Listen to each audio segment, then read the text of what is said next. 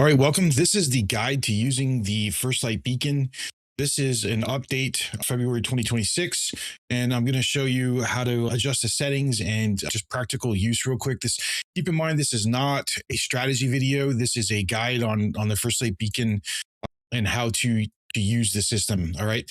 The first thing we're going to do, if you are new to what we're doing here, we're going to go to our indicators and we're going to install it on our screen. Here it is right here. When it opens up, it defaults to the 15-minute zone. Okay. And it defaults with Trade Shield turned on, then end caps on, and with the FLB coloring based on Trade Shield. And we just wanted to align with the direction it's saying, right? So anyways, let's get into some settings here. Sensitivity, you can play with this and adjust it. I leave it at 4. I don't mess with this at all. It was a request a long time ago. I put it on there. And basically you can adjust it, but 4 is the default, and that is the zones that I use every day in all of the videos. So we have 2 trade modes. We have session and we have time-based, okay? Session is going to control the named session zones. So right here, you can see that this is the New York zone, and it starts at 9:30 a.m. and it starts developing the zone at 9:30 a.m. right on the dot. Next zone is going to be London, Asia, which are just the same thing. It's just those start at their time. And then US pre-market, we have set right here. And this is where you can come in and actually kind of gauge what's going on in US pre-market. And then we have 350 algo. If you want to scalp that 350 algo thing, we have strategies for that. Remember, this is not a strategy video, so I'm just going to go through these. 10 to 10:30 zone. And then we can swap over to time-based zones. And that is any interval that you want to choose. Now, how can you get in customized? Like I have 1921. You can come over here to where your interval settings are, click add custom interval, and you can put in whatever you want. And when you do that, it's going to pop up in this list here, and you can start using that right there. So again, it defaults to 15. My personal favorite is the 4-hour, which is the 4-hour candle. And it turns into this zone right here. And every 4 hours, you're going to get a new zone. And that is those settings. If you want to do alerts for end cap rejections or dynamic zones or whatever, you have to select which zone you're using. And before you actually create the alert, so just keep that in mind. This is just labels that turn on the labels every time a new zone is formed. It's really good for back testing. That's what I use it for. And then show previous labels. Buy line, sell line, and 50% line is the lines that are inside right here. So we have our buy line green, sell line red, and 50% line is defaulted to blue. You can change all these colors. I don't keep them on. And then show dynamic fill is the actual fill that's inside the zones. But if you turn that off, then you can't see anything. And then we have zone color. So if you change this to legacy mode, this is going to change the zones to whatever color you choose, right? So say you're using more than one zone on your chart and you don't want more than one of these right here. This color engine that is based on, you can change it to legacy and you can change those zones to whatever you want. And then we have, again, show end caps. Actually, not again, but that is going to show the end caps on the screen. You maybe have a zone that you're using as a bias, like a really high time frame, like a month or something, a month or zone, and you know that you're bearish underneath it. And you don't want the end cap showing it just to declutter your chart, right? So you can turn it off.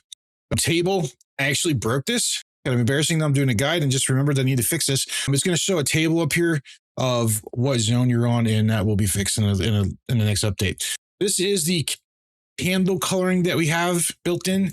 Option 1 is based on the RSI. So you're going to get candle coloring based on RSI bearish, bullish, or neutral.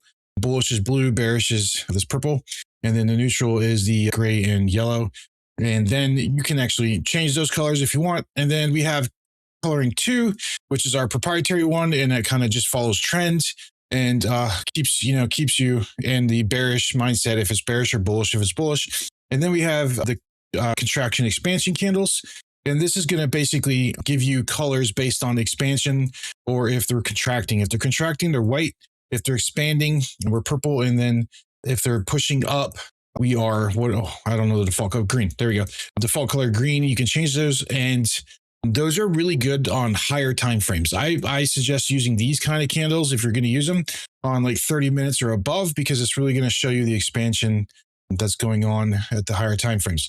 Now, you can turn those on or off right here. And then we have a vertical line, 30%. So the theory of this is after an interval starts, 30% after the candle starts, 30% of the 4 hour or 30% or 15 minutes or whatever.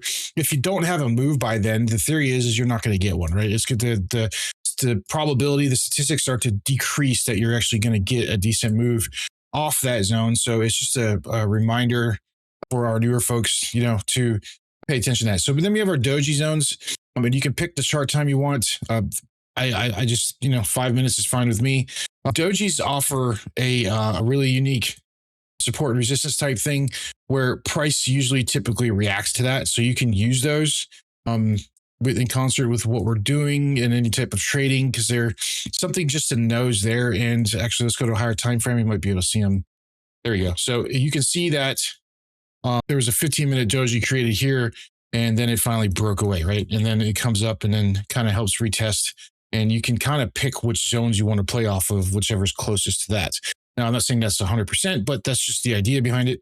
And then we have our beacon line and our super smoother. Super smoother is this line right here. And then our beacon line is our no lag average. And then we have our contraction and expansion zones. Okay. I use these on higher time frames. I have a chart for that. I'll turn everything else off, right? And so we built it into the indicator because there's a lot of people that were using Essential and couldn't have more than a couple indicators at a time. So we built it into it to help them out.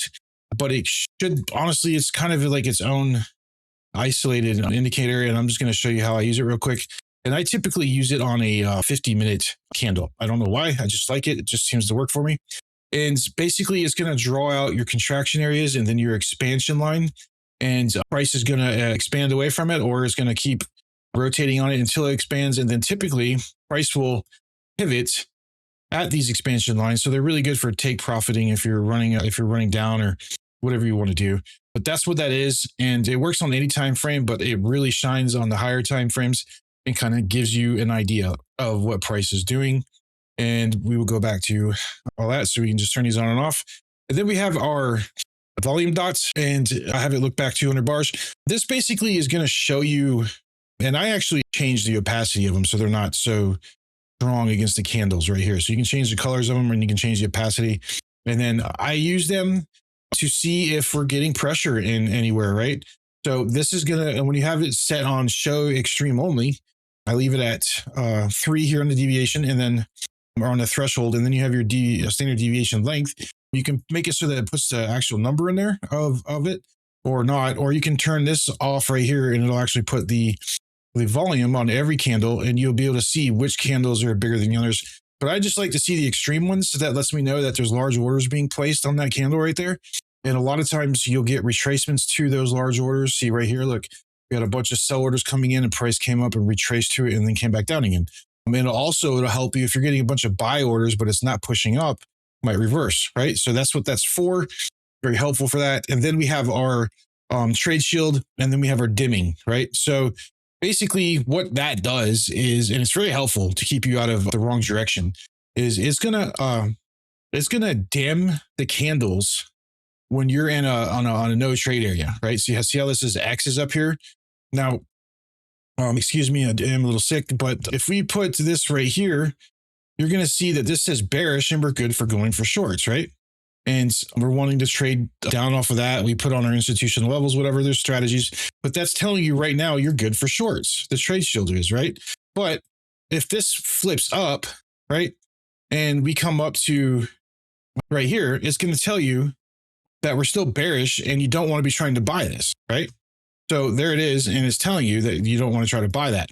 And that's what this gray color is. This is no trade. It's not aligned with the time frame. It's not aligned with the trend. So we want to be trading shorts. And if you pay attention to it, you'll catch really good moves like this one right here. I traded this and dumped it yesterday. And then other people were trying to buy, and I knew not to because Trade Shield literally told me not to go for long. So I just didn't. And that was that easy. So that is Trade Shield. And then you can turn off the candle dimming if you don't want it on. I suggest you leave it on. And then we have our FLB signals. And that will give you signals based on some stuff that I'm not really going to talk about. But if it's in a no trade area, you wouldn't want to take them. I don't just take these signals automatically, but they do let me know on higher time frames kind of what I'm looking for, right? So that's kind of like what they're used for. There is going to be an update to them in the future. on 2.0. So look out for that. But that is the First Light Beacon. Then you have all these customizations you can come in here and play with. And if you want, you can always install more than one on the chart. And that's how we use it like this a lot. And we're going to go to different zones, right? So I'm actually going to install here. Yep, they're both on 4-hour for whatever reason. I'm going to actually go to a daily zone, right? And I'm going to be able to see the daily end cap, which you'll be able to run into rejections. This is one of our strategies. I'm getting into that, and then I'm taking those trades, and that's our risk, right? So that's called an ERE trade. And if you notice, if price comes up and it comes up over your 4-hour and is interacting with your daily, you're going to get a no trade area because we're bearish, but it's pushing up over this stuff. So you're going to want to wait to get into entries until it breaks down and, kind of retest the zone. And then you get into your shorts. So that's kind of the simple way to use it. And you can really go down a rabbit hole with all of these zones. Like you can set this to 1 month, right? And then you can take this one and set it to 1 week right here. And then we're actually going to, this is the first week of the month. So it's going to be the same. Yep. And then we're going to change colors, right? We're going to we want to do legacy on this one and blue. Okay, that's fine. And then we're going to do legacy on this one. And then it's going to be actually gray. And so you're going to see when stuff like this happens, if the weekly breaks through the monthly, you get really good legs pushing up, right? And now we're starting a new month, so they're together. But it'll eventually break apart.